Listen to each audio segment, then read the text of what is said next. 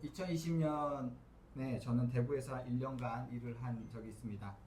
다들 알고 계실 것으로 생각됩니다. 대구에 있는 사회적 기업 공감 시드에서 게스트 운영자로 운영을 맡아달라는 요청이 저에게 있었습니다.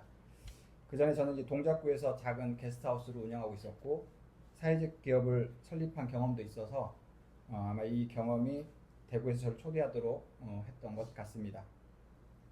이 이야기는 2013년부터 시작되어야 할 듯합니다. 2013년에 부산에서 세계교회협의회 10차 총회가 열렸습니다. 제가 에큐메니컬 활동가로 했던 마지막 사업이 이 부산에서 했던 총회 준비였었고, 이 총회를 준비한 이후에 어떤 삶을 살 것인지에 대한 고민이 저에게 있었습니다. 저는 앞으로의 삶을 살기 위해 계획하기 위해서 세 가지 키워드를 가지고 분별을 했습니다. 아시아와 네트워크와 공간이 이 세 개의 키워드였습니다. 아시아는 제가 지난 기독학생의 활동을 하면서 국제 활동을 하면서 맺었던 아시아의 여러 국가들과의 관계들을 이어가는 것이었고, 네트워크라고 하는 것은 그 국가 간의 연결과 그런 협력하는 것을 확장시켜야 한다는 것이었습니다. 그리고 공간이라는 것은 사람이 어떤 공간에 머물게 되면 특별한 기질들이 드러난다는 지점이었는데요. 이것은 제가 2011년 프랑스 대제 공동체에서 2달간 머물면서 갖게 된 생각이었습니다. 이 세 가지 키워드를 가지고 이 이후에 어떤 계획과 삶을 살아야 할지를 고민하고 있을 때 2013년에 서울시에서는 외국인 관광 도시 민박업 코디네이터 양성 과정을 무료로 시작할 때였습니다. 저는 쉬는 동안 이 교육에 참여할 수 있었고, 그 게스트하우스라는 공간을 통해서 이 세 개의 키워드를 실현할 수 있겠다라는 구상이 있었습니다. 그렇게 저에게 게스트하우스 운영자로서의 삶이 시작되게 됩니다. 게스트하우스를 한 6년간 운영하면서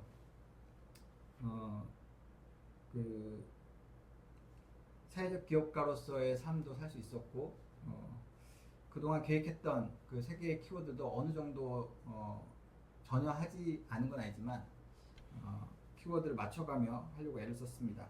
2019년 말에 이제 사회적 기업가로서 그 다음에 게스트하우스 운영자로서 여러 가지 일들에 쫓기면서 저는 지난 시간에 대한 반성의 시간을 가질 수 있었습니다. 어느 정도 기독 활동가들과 연대도 하고 있었고, 아시아와의 연결 지점도 있었고, 나름대로 공간 안에서 여러 모임들도 가지고 있었습니다. 하지만 저에게는 처음 시작할 때의 기대에 비해서 너무나 그 활동량이 미비했고, 앞으로 그런 발전 가능성이 있느냐라는 반성을 했을 때 그 발전 가능성이 너무 보이지 않고 성장하기도 쉽지 않을 것이다. 너무 아득하게 여겨졌습니다. 제가 대구의 사회적 기업 대표와 만난 것도 그 즈음이었었는데요. 대구에 있는 선배를 만나러 간 자리에 그 선배와 친구 관계인 기업 대표가 있었습니다. 그래서 만나게 됐고, 그 자리에서 그 기업 대표는 자기와 같이 대구에서 일해보자는 제안을 했습니다. 저는 당시 그 기업에 대해서도 알지 못했고 그 대표에 대해서 잘 알지 못했기 때문에 사실 그 제안을 대수롭지 않게 여겼습니다. 그해 겨울 저는 그 폴란드에서 열린 이제 유럽 대회에 참석하게 됐고, 그때 저는 이제 그동안의 활동을 하나님 앞에 기도드리면서 성찰하면서 하나님이 나에게 기대하는 게 무엇인가 늘 이제 분별해보자라는 비장한 각오를 가지고 유럽행을 하게 되었습니다. 제가 폴란드에서 지내는 동안 대구에 있는 선배로부터 연락이 왔고, 대구에 있는 그 대표가 저를 만나고 싶어 한다는 연락이었습니다. 이후 한국에 돌아온 후 저는 그 대표를 3번 정도 만나서 긴 대화를 나눌 수 있었습니다. 제가 왜 게스트하우스를 시작하게 되었고, 사회적 기업가에 대한 경험을 어떻게 하게 됐는지를 나눴고, 그리고 제가 처음부터 꿈꿔왔던 아시아와 네트워크, 공간에 대한 의미를 굉장히 오랜 시간 나눌 수 있었습니다. 그 기업은 게스트하우스와 함께 여행사를 운영하던 회사였습니다. 마침 그 회사는 동북아시아의 네트워크를 확장하고 있었는데, 만약 저와 함께 일을 하게 된다면 그 네트워크를 아시아로 확장할 수 있겠다라는 구상이 있었습니다. 세 번의 만남을 통해서 서로의 뜻을 확인할 수 있었고 서로의 역할도 어느 정도 정하게 되었습니다. 저는 그렇게 먼저 대구를 방문해서 사업장의 규모와 직원들을 만나기로 하였습니다. 게스트하우스를 운영하던 그 기업은 나름 운영진이 갖춰진 규모가 있는 회사였습니다. 저는 내심 그동안 제가 꿈꾸었던 것들이 대구에서 가능하겠다 하는 기대를 하게 됩니다. 제 기도와 노력의 응답으로 하느님께서 이런 공간을 나에게 마련해 주신 것이라 여겼습니다. 대구행을 결정하긴 했지만 그간의 서울 생활을 정리하는 것 또한 쉬운 일은 아니었습니다. 서울에서 생활하며 맺은 관계와 제가 활동하며 다져진 입지들이 제가 서울에 활동할 때만 역할하기 때문입니다. 그럼에도 대구행은 제가 게스트하우스를 처음 시작할 때 가졌던 그 꿈을 다시 일으켜 주었습니다. 분별을 위해 하느님께 기도드린 날들을 떠올리며 그 대표와의 만남과 대구의 사업장은 하느님께서 나를 부르시는 곳으로 여겼습니다. 그렇게 2020년 2월 저는 대구로 가게 됩니다. 아시아의 기독교 단체장들에게 연락하여서 대구에서 제가 일을 하게 되었고 앞으로 이런 일들에 협력을 해주었으면 좋겠다라고 연락을 했고 많은 이들이 저를 응원했고 가능한 지점에서 돕겠다라는 약속도 받았습니다. 다들 아시겠지만 2020년 2월 18일 대구에는 31번째 코로나 확진자가 나타납니다. 그리고 당시 코로나 바이러스에 대한 정보가 거의 없던 상황이라 바이러스의 위험성에 대해서 사람들은 잘 파악하지 못했습니다. 대구에서 31번째 확진자가 발생한 후에 순식간에 대구의 확진자가 늘면서 중국의 우한 다음으로 세계에서 가장 위험한 곳이 대구가 됩니다. 그때가 제가 대구에서 지낸 지 3주 정도 되었을 때였습니다. 대구는 봉쇄되었고 대구에 들어오지도 나가지도 못하는 상황이 발생합니다. 대구의 대부분의 사업체가 그 영향을 받았고 여행을 주업으로 하는 제 회사는 치명적인 타격을 받게 됩니다. 당시 회사 대표와 직원들은 지난 메르스나 사스처럼 코로나도 곧 지나가게 될 것이다 라고 여기며 견뎌야 했습니다. 그러나 코로나가 전 세계로 확산되면서 유럽과 남미 등지에 여러 국가의 희생자가 발생하게 되고 전 세계가 코로나로 인해서 마비되는 상황이 벌어지게 되죠. 당시 저는 코로나의 확산이 일어나면서 제가 기대했던 대구의 생활이 요원해지고 있다는 생각을 하게 됩니다. 그리고 코로나 이전의 삶으로는 돌아가지 못할 것이라는 생각도 하게 되었습니다. 그동안 기도하고 계획했던 일들이 부질없게 여겨지기도 했습니다. 당시 제가 느낀 좌절감은 결코 작다고 말할 수 없었을 것입니다. 내가 기도 분별을 잘못한 것인가? 내가 눈이 가려져서 하느님의 메시지를 잘못 들은 것인가? 자책하는 마음이 일어나기도 했습니다. 그렇게 답답한 마음에 그간의 영성훈련을 받으며 함께했던 동료들에게 기도 부탁을 하기도 했습니다. 당시 저에게 위안을 주는 말이 있었는데요. 그것은 인간은 실수하지만 하느님은 실수하지 않으신다 라는 말이었습니다. 이 말은 저에게 실수로 느껴졌던 대구행이 그 역시 하느님의 계획이고 뜻이 담겨 있다는 말로 여겨지게 하였습니다.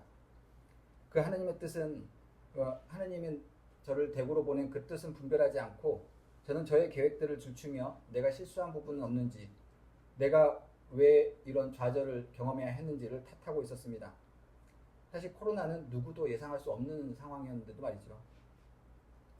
그렇게 저는 기도 분별이 절실히 필요한 시기라 생각을 하게 되고 그동안 제가 계획했던 모든 일을 내려놓고 멈춰서서 하느님이 주신 그 음성에 귀를 기울이기로 마음을 먹습니다.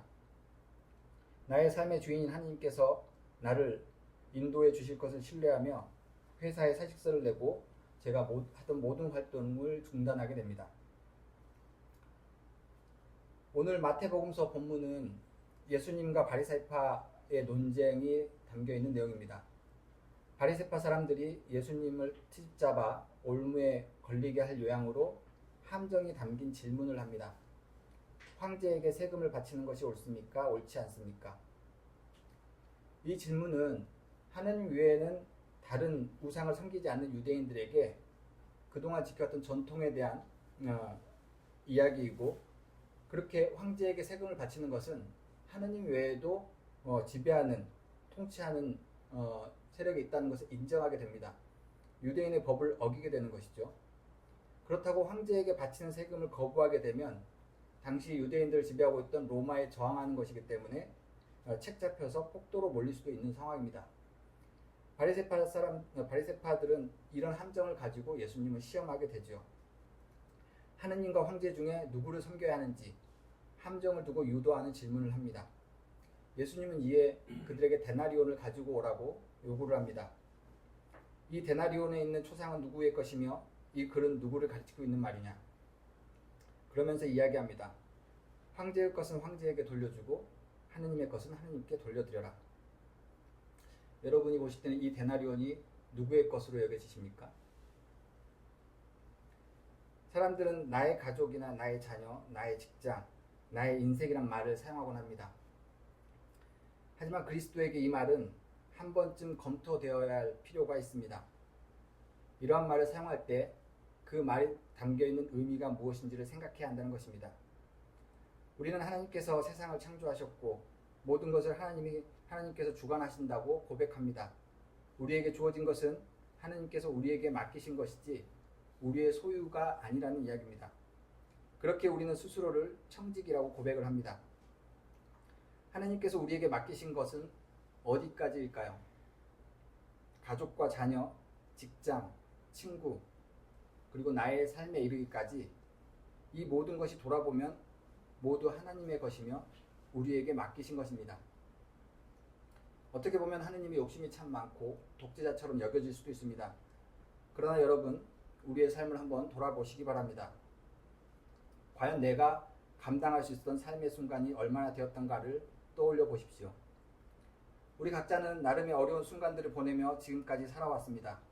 그런데 그 시간들이 지나고 보면 정말 그만큼 견디기 힘들었나 하는 생각도 들기도 합니다. 사실 지나고 나니 보이는 것들이죠. 그렇다고 해서 우리가 그 어려운 가운데 있을 때 힘들지 않았다는 말을 하는 것은 아닙니다. 그 순간은 버티기 힘들고 죽고 싶을 만큼 힘든 순간들이었을 것입니다. 내 모든 힘을 다 쏟아도 감당하지 못할 어려운 순간들이죠. 나의 힘이 닿지 않는, 나의 힘으로는 감당할 수 없는 부분들이었을 것입니다. 알 수 없는 미래, 그로부터 오는 불안, 내가 어찌하지 못하는 타인의 삶, 보통 배우자나 자녀, 직장 동료나 친구, 부모처럼 내 힘으로는 이해하지도 감당하지도 못하는 이들이 주변에 있습니다. 질병과 뜻하지 않은 사고, 사회적 변화 등 그로부터 어려움이 발생하면 우리는 감당하지 못하는 감정의 소용돌이에 사로잡히게 됩니다. 인간이 그러한 존재이죠. 완전하지 못하고 허점이 많은 인간은 자신을 둘러싼 모든 일을 감당할 수 없습니다. 어쩌면 감당할 수 있는 일이 거의 없다고 해도 과언이 아닐 것입니다. 그렇게 보면 우리가 가진 것, 나의 가족이나 자녀, 직장, 나의 삶에 이르기까지 우리가 그것을 책임진다는 것이 얼마나 어려운 일인가를 살펴볼 수 있습니다. 그렇게 우리는 이 모든 것을 하나님께 맡기는 것입니다. 우리의 필요를 잘 아시는 하나님께서 우리를 위해 필요한 것들을 미리 준비해 주십니다. 우리가 그러한 하나님을 신뢰할 때 우리는 우리에게 주어진 그 순간을 견딜 수 있는 힘이 생겨납니다.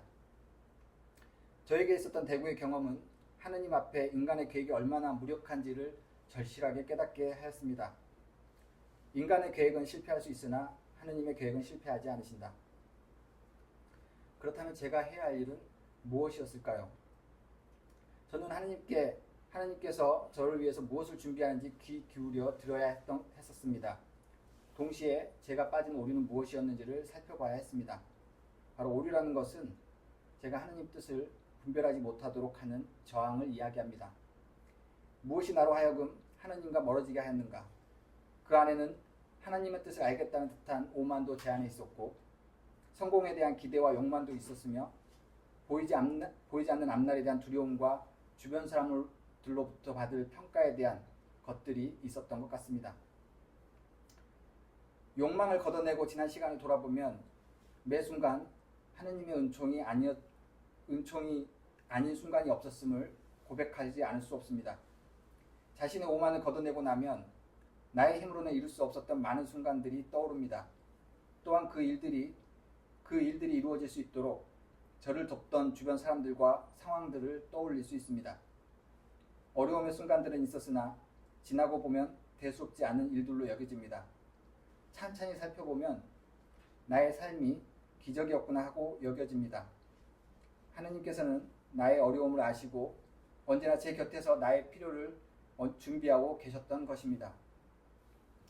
오늘 본문인 신명기는 광야에서 40년 생활을 마치고 새 땅으로 들어가기 전에 모세가 히브리 사람들에게 전하는 설교와 율법으로 이루어져 있습니다. 8장 4절에 보면 이런 말이 나옵니다. 지난 40년 동안 너희의 몸에 걸친 옷이 헤어진 일이 없었고 발이 부르튼 일도 없었다. 사실 40년 동안 이런 일이 없진 않았겠죠. 하지만 이들은 지난 광야의 시절을 떠올리며 이 척박한 상황에서도 큰 탈 없이 지낼 수 있었다고 하나님 앞에 고백하는 것입니다. 기적 같은 지난 날들에 대한 고백인 것입니다. 광야에서는 너희 조상도 알지 못하던 만나를 너희에게 먹이셨다. 이것이 다 너희를 단련시키고 시험하셔서 나중엔 너희가 잘 되게 하시려는 것이다. 광야에서 40년 생활이었으나 하나님께서는 그들의 필요를 다 채워주시고 그들에게 필요한 단련을 시켜주고 계셨다고 고백하는 것입니다. 이는 우리가 사는 것은 하나님의 은총이 아니고서는 어떠한 말로도 설명할 수 없다는 것을 이야기하고 고백하는 내용입니다. 사람이 살다 보면 힘든 순간들이 찾아옵니다. 때로는 너무 힘들어서 삶을 포기하고 싶은 순간들도 있습니다. 하지만 바울은 이렇게 고백을 합니다. 하느님께서는 우리가 감당하지 못할 시험을 안겨주시지 않은 분이십니다. 우리가 힘이 든다면 우리는 신앙의 눈으로 우리의 삶의 자리를 점검해 보아야 합니다. 우리가 하나님과 멀어진 것은 아닌지, 우리의 귀가 닫혀서 하나님의 음성을 듣지 못하는 것은 아닌지, 나의 욕망이나 기대에 집착하고 있는 것은 아닌지, 하나님이 원치 않는 일에 우리가 몰두하고 있는 것은 아닌지, 그리고 우리가 하나님께서 맡기신 일을 잘 감당하고 있는지를 살펴야 합니다. 우리는 하나님께서 맡겨진 일을 그저 할 뿐, 그로 인한 결과는 온전히 하나님께 맡겨야 합니다. 그리고 그것이 하나님께서 우리에게 준비한 뜻으로 여겨야 하는 것입니다. 이를 가능하게 하기 위해서 저는 우리의 시선이 아닌 하느님의 시선으로 우리의 삶을 바라보기를 여러분에게 권하고 싶습니다. 바티칸에 있는 성 베드로 성당에는 미켈란젤로가 조각한 피에타가 있습니다. 이 작품에 대한 일화가 있는데요. 미켈란젤로가 대리석을 조각해서 구도를 맞추기 위해 성모 마리아를 실제 인체 비율보다 크게 확대해서 비율을 달리해서 조각을 하게 됩니다. 사람들이 그 조각을 보고 사람들의 시선에서 보면 예수님은 보이지 않고 웅장한 성모 마리아가 보이는 것이죠. 그래서 그것에 대한 핀잔을 미켈란젤로에게 합니다. 그랬더니 미켈란젤로가 한 답변이 이렇습니다. 나는 인간의 시선으로 작품을 만든 것이 아니라 하느님의 시선에서 작품을 만들었다. 그 피에타의 작품을 하늘에서 내려다보면 마리아가 보이지 않고 죽어있는 예수님이 적나라하게 보인다고 합니다. 예술가의 기치가 엿보이는 일화입니다. 이 일화가 이야기하고자 하는 것 또한 인간의 시선이 아닌 하느님의 시선을 놓치지 말아야 한다라고 우리에게 이야기하고 있는 것입니다. 우리는 우리의 삶을 누구의 시선으로 바라보고 있습니까? 자신의 에고와 아집으로 삶을 살고자 한다면 우리를 사로잡는 것은 환상이며 불안일 것입니다. 그러나 우리가 하느님의 시선으로 우리의 삶을 볼 수 있다면 우리의 삶을 매 순간 채워주시는 하느님의 은총을 발견할 수 있습니다. 예수님께서는 오늘 우리에게 묻습니다. 너희의 삶은 누구의 것이냐? 이 질문에 주저없이 응답할 수 있는 우리 모두가 되시기를 바랍니다.